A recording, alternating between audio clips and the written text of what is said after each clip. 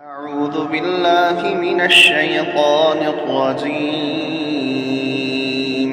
بسم الله الرحمن الرحيم.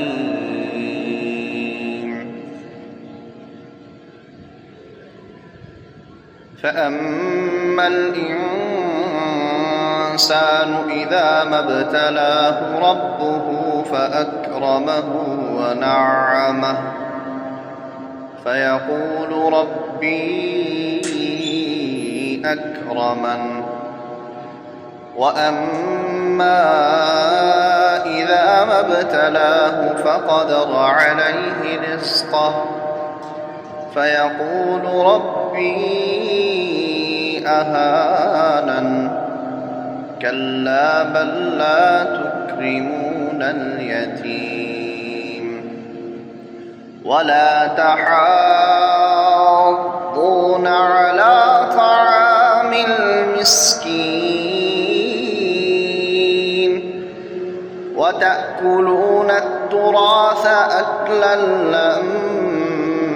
لما وتحبون المال حبا جما. كلا إذا دكت الأرض دكا دكا وجاء ربك والملك صفا صفا وجيء يومئذ بجهنم. يومئذ يتذكر الإنسان وأنى له الذكرى.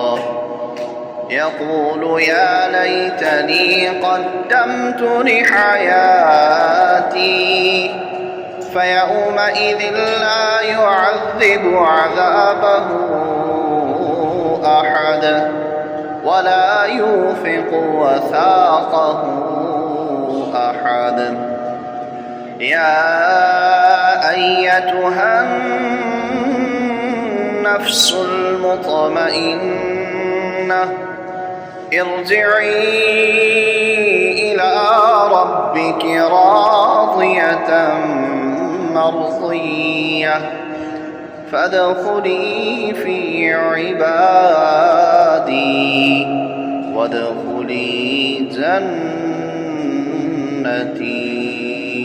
صدق الله العظيم.